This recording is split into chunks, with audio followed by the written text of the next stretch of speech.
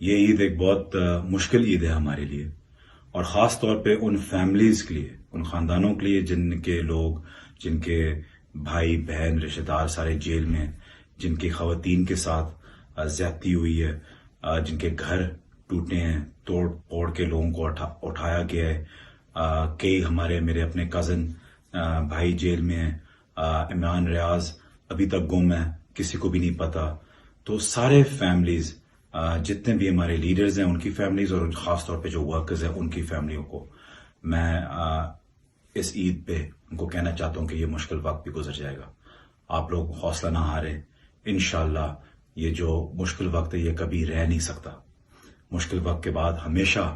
اچھا وقت آتا ہے، اور انشاءاللہ ہم سب ساتھ ہوں گے اس اچھے وقت پہ۔ میں اپنے اٹک کے لوگوں کو خاص طور پہ، اور اٹک میں خاص طور پہ NA50، کیونکہ پچھلے 3 سالوں میں جتنا پیار آپ لوگوں نے مجھے دی ہے، جتنی عزت آپ لوگوں نے دی ہے، میں کبھی نہیں بھول سکتا۔ ہر عید میں ہمیشہ اپنے حلقے میں آتا ہوں اور آپ لوگوں کے بیچ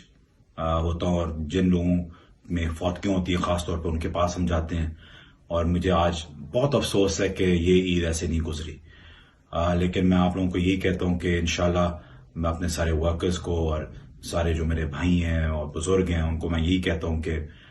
حوصلہ مت ہاریں، انشاءاللہ ڈٹے رہیں، اپنا خیال رکھیں، اور میں بہت جلد آپ کے بیچ میں ہوں گا۔ میں نے آپ کو ایک بات بولی تھی کہ میں ہمیشہ اپنی سیاست اٹک سے شروع کروں گا اور اٹک میں ہی ختم کروں گا، تو یہ نہ بھولنا کہ اس وقت کیونکہ ایک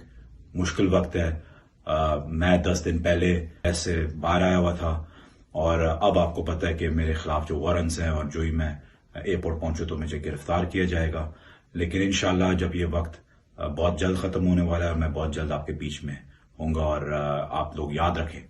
کہ انشاءاللہ یہ جو آپ کا اٹک کا نمائندہ ہے یہ ہمیشہ آپ لوگوں کے ساتھ کھڑا رہے گا، اٹک کے ساتھ کھڑا رہے گا، اور میں نے آپ کو پہلے بولا ہے کہ میری سیاست آپ لوگوں کے ساتھ شروع ہے اور آپ لوگوں کے ساتھ ختم ہے۔ تو حوصلہ رکھیں،